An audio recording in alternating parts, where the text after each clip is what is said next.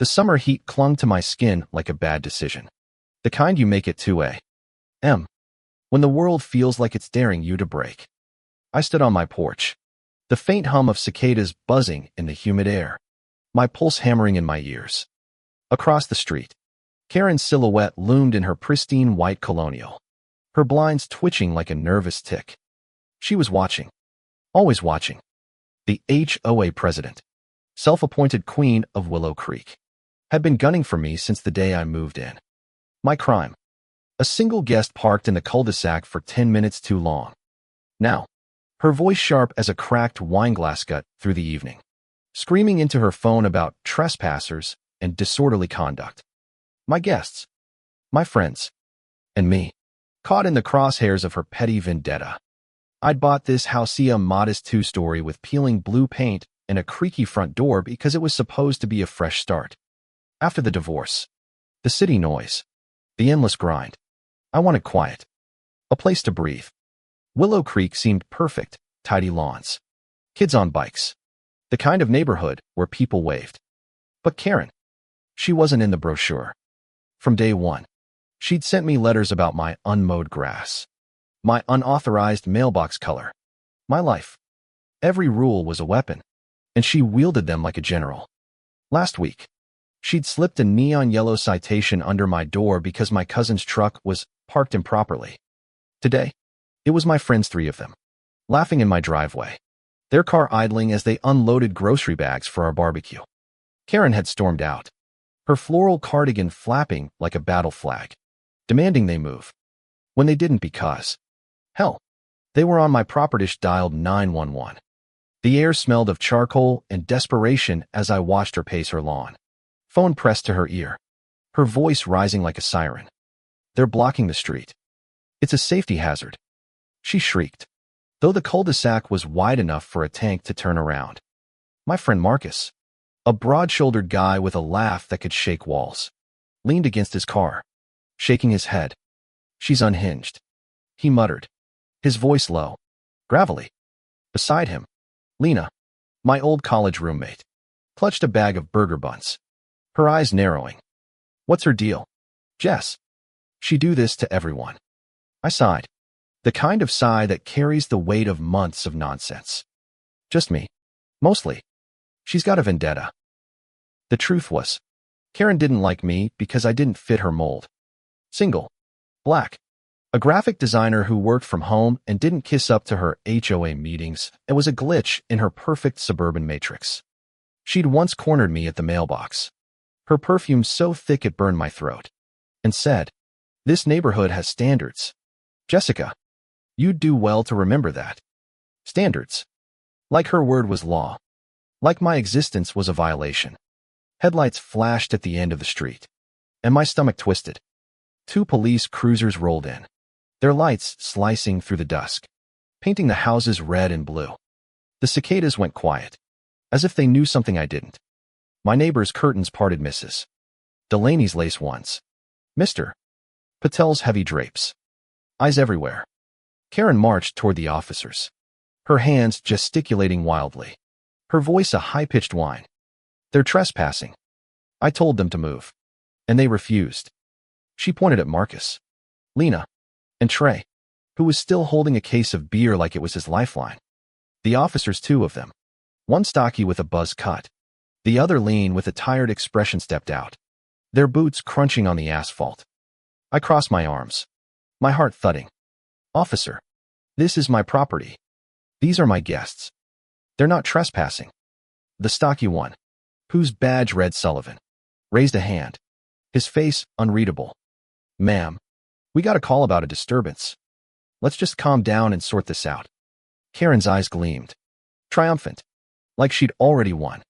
I could smell her victory, sharp and sour, like overripe fruit. Then came the curveball. A 3rd car pulled up, not a cruiser, but a beat-up sedan with a dented fender. Out stepped a woman I didn't recognize, her hair a wild tangle of gray curls, her denim jacket patched at the elbows. She moved with a purpose, her sneakers slapping the pavement, and headed straight for Karen. "You again," she snapped, her voice rough, like she'd smoked a pack a day for decades. Karen froze, her mouth half open.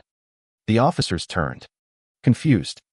"Ma'am, do you know this woman?" Sullivan asked. The stranger Rita. She'd later tell me didn't wait for Karen to answer. "She pulled this crap on my nephew last year. Called the cops. Said he was loitering in his own damn driveway. You gonna let her weaponize you again?" The air shifted, heavy with the weight of her words. Rita's eyes burned, and I caught a flicker of something in Sullivan's face out. "Maybe." Karen sputtered, her cheeks flushing. "That's irrelevant. These people are breaking HOA rules." Sullivan's partner, the tired one, badge red, and Gwyn rubbed his temple. "Ma'am, HOA rules aren't laws. Let's see some ID from everyone." My friends handed over their licenses. Their movement slow, deliberate. Marcus's jaw was tight. Lena's hands shook slightly, and Trey muttered something under his breath about small-town nonsense. I gave my ID too, the plastic slick against my sweating palms. Karen stood there, arms crossed, her lips pursed like she'd bitten a lemon. Rita didn't stop. She turned to me, her voice softer now, but still fierce. "She did this to my nephew, Jamal. Kid was 19, just visiting me. She called him a thug to the cops. Got him detained for hours." My chest tightened. I glanced at Marcus, whose eyes darkened. He'd been profiled before too many times. The kind of thing that leaves scars you don't see. "That true?" I asked Rita, my voice barely above a whisper. She nodded, her gaze steady. "Check the records. August 12th. Last year. Same playbook." The officers exchanged a look. Gwyn pulled out a tablet, his fingers tapping the screen. The cicadas started up again, their hum a low, pulsing drone. Karen's confidence wavered, her hands fidgeting with her cardigan. "This is ridiculous," she said, but her voice was thinner now, less sure. Sullivan turned to her. "Ma'am, you made the call. You're claiming trespass. You got proof these folks don't belong here." Karen gestured wildly at me. "She's causing a disturbance. Her guests are blocking the street." Gwyn looked up from his tablet, his face hard. "Ma'am, we've got a problem. There's a history here. Multiple calls from same address. Same complaints. Last one ended with a dismissed charge and a warning about false reports." My breath caught. Rita's lips curled into a grim smile. Karen's face drained of color, her mouth opening and closing like a fish gasping for air. The night spiraled from there, a slow-motion crash I couldn't look away from. Sullivan asked me to confirm my guests were invited, which I did, my voice steady despite the knot in my gut. He turned to Karen, his tone clipped. "You're aware filing a false police report is a crime, right?" Her eyes widened, and for the first time, I saw fear in them. Real fear. The kind that makes your palms sweat and your throat close up. She stammered. Two was protecting the neighborhood. Gwyn wasn't having it. Protecting it from what? A barbecue. He gestured to the grocery bags. The case of beer. The normalcy of it all. The neighbors were out now. Some on their porches. Others lingering by their mailboxes. Their whispers a soft hiss in the air. Karen's empire was crumbling, and everyone could see it. Then came the twist that broke her. Rita stepped forward, holding up her phone. "I recorded her last week, screaming at a delivery guy. Called him suspicious for dropping off a package. Want to hear it?" She didn't wait for an answer, just played the audio. Karen's voice, shrill and unmistakable, filled the air. "You don't belong here. I'm calling the police." The delivery guy's response was calm. "Tired, lady. I'm just doing my job."